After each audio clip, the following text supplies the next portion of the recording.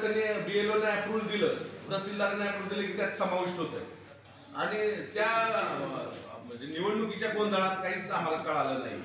6095 नावं आली, त्यांच्यावर आपण हे केला, FIR केला, परंतु जी काही समाविष्ट ऑलरेडी झालेली आहे तर त्याचं काय त्या बोगस त्यामुळे म्हणलं की हे ज्यावेळेस आता आम्ही परीक्षण करू सगळ्या मतदार याद्या त्याच वेळेस पुढे येणार आहे हे सगळं आणि त्यावेळेस पत्रकार परिषद घेऊन सांगणार आहे की एवढी नावं बोगस निघालेली.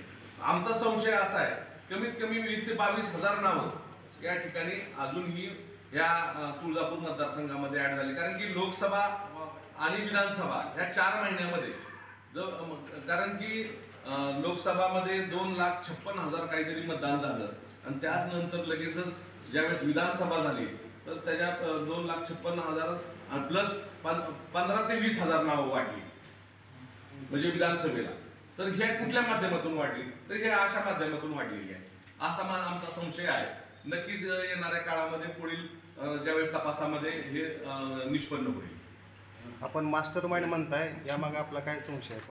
माझ्याकडे कुठल्या संस्था नाही किंवा माझ्याकडे कारखाने नाहीत किंवा मोठ्या मोठ्या संस्था नाहीत. आज माझ्यासमोर जे कोणी विरोधक आहेत त्यांच्याकडे संस्था आहेत, त्यांच्याकडे कॉलेजेस आहेत, त्यांच्याकडे स्टुडंट आहेत. ही जर तुम्ही बघितली ही सगळी स्टुडंटच आहेत ना. विरोधकाचे नाव सांगतात. माझ्या विरोधात जे काही भाजपचे उमेदवार आहेत राणाजगजितसिंह पाटील त्यांच्यावर आमचा संशय आहे. आज नक्कीच पुढं या तपासामध्ये पण आज तपास पारदर्शकतेने होणार आहे का हा सगळ्यात मोठा मुद्दा आहे. तुम्ही तक्रार दिली का मग आज ही तक्रारीसाठीच आम्ही पत्रकार परिषदेच्या माध्यमातून उद्या कीर्तिकुमार पुजारी यांना हे पत्र देत आहोत की तुम्ही काय करणार आहेत पुढचं, याच्यात तपास होणार आहे का नाही. तुम्ही तक्रार देऊन 10 महिने काही मुद्द्यांवर आहे आणि त्याच्या माझा तारखा चालू आहे. आज मी हे जे काही मुद्दा आहे वोट चोरीचा किंवा बोगस मतदानाचा हा सुद्धा त्यामध्ये ऍड करणार आहे. आणि नक्कीच मला वाटतं की राहुलजी गांधी यांनी तर आम्हाला सगळ्यांना जागा केलेलंच आहे, अख्ख्या देशाला जागा केलेलं आहे. परंतु जी काही डबल नावं आहेत, जी काही बोगस नावं आहेत त्याच्यावर सुद्धा आता आम्हाला, कारण की ह्या 6095 नावावरच काही झालेलं नाही तर जी काय आधी समाविष्ट झालेल्या नावावर तर काय होणार आहे. म्हणून म्हणतोय ना की आज पोलीस प्रशासनाकडं जिल्हाधिकाऱ्यांनी चेंडू फेकलेला आहे, परंतु याच्यामध्ये सक्षमपणे पारदर्शकपणे काम होणार आहे का नाही, म्हणूनच ही जनजागृतीसाठी आम्ही आज पत्रकार परिषद घेतो. उच्च न्यायालय काही मुद्द्यांवर आहे आणि त्याच्या माझा तारखा चालू आहे. आज मी हे जे काही मुद्दा आहे वोट चोरीचा किंवा बोगस मतदानाचा हा सुद्धा त्यामध्ये ऍड करणार आहे. आणि नक्कीच मला वाटतं की राहुलजी गांधी यांनी तर आम्हाला सगळ्यांना जागा केलेलंच आहे, अख्ख्या देशाला जागा केलेलं आहे. परंतु जी काही डबल नावं आहेत, जी काही बोगस नावं आहेत त्याच्यावर सुद्धा आता आम्हाला, कारण की ह्या 6095 नावावरच काही झालेलं नाही तर जी काय आधी समाविष्ट झालेल्या नावावर तर काय होणार आहे. म्हणून म्हणतोय ना की आज पोलीस प्रशासनाकडं जिल्हाधिकाऱ्यांनी चेंडू फेकलेला आहे, परंतु याच्यामध्ये सक्षमपणे पारदर्शकपणे काम होणार आहे का नाही, म्हणूनच ही जनजागृतीसाठी आम्ही आज पत्रकार परिषद घेतो. उच्च न्यायालय आम्हाला बोलवलंच नाही त्याच्यासाठी काय करणार आहे म्हणून पुढे. आणि निवडणूक आयोगाच्या कुठल्याही गाईडलाईन्स आम्हाला अजूनपर्यंत आलेल्या नाही आणि म्हणूनच म्हणतोय ना की ह्याच्यावर पारदर्शकता शंकाच येते पूर्ण निवडणूक प्रक्रियेवर. म्हणून या ठिकाणी आज आपण पत्रकार परिषदेच्या पत्रकार बंधूंच्या माध्यमातून सर्व मीडियाला या ठिकाणी आम्ही आणि जनतेला जागा करण्यासाठी ही पत्रकार परिषद घेतली. जिथं काय म्हणतोय की जिथं जिथं सक्षम या ठिकाणी कार्यकर्ते आहेत त्या ठिकाणी चावडी वाचन झालेलं.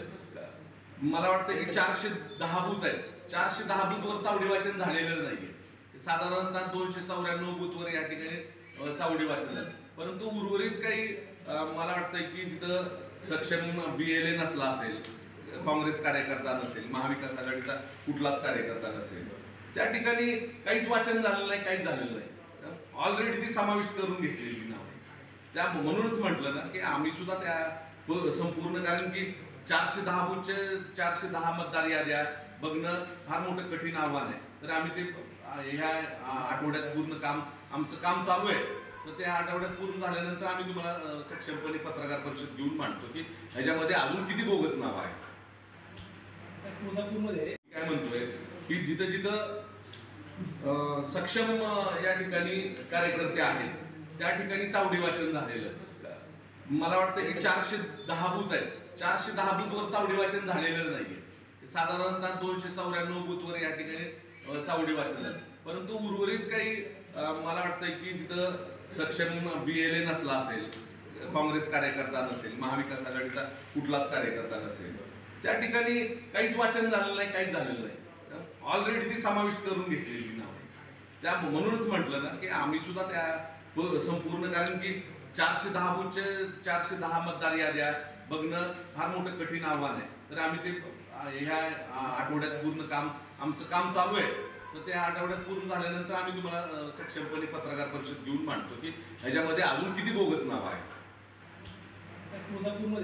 नाही नाही नाही नाही, काय झालेलं आहे की माझे निवडणूक प्रतिनिधी म्हणून ते होते जाधव होते आणि ते पूर्वी उभाटा गटात होते आणि ते त्यांनी माझं काम सगळ्या पद्धतीने बघत होते. ते आता नंतर ते शिंदे गटात गेलेले. तर त्यांनाच मी ही तक्रार घेऊन पाठवलं. ॲडव्होकेट जयंत जगदाळे मार्फत हंगारकेचे जे काही संजय वाघोले म्हणून काँग्रेसचे कार्यकर्ते, त्यांना घेऊन मी तहसीलदारांकडे पाठवल्यानंतर तहसीलदारांना माझं संभाषण पण झालेलं आहे आणि मोबाईलवर संभाषण झालेलं. तर हा अर्ज तुम्ही बघा ना, हा रिसिव्ह केलेला ओरिजिनल अर्ज आहे. नाही ठीक आहे ना, शेवटी त्यांनी मांडलं काय, आम्ही मांडलं का, ते माझे निवडणूक प्रतिनिधीच होते ते. तुमचा पराभव कशा? हे एक हा एक घटक म्हणण्यापेक्षा हा एक मला वाटतं की कारण असेल ते, परंतु अनेक कारण असतात. म्हणजे जय पराजय हा एक वेगळा भाग आहे, पण यशस्वी व्हायला अनेक कारणं असतात, पराभव व्हायला अनेक कारणं असतात. त्यामुळं हा एक त्याचा भाग म्हणून मी सांगतो की ह्या कारणामुळे सुद्धा माझं या ठिकाणी फार मोठं नुकसान झालेलं आहे.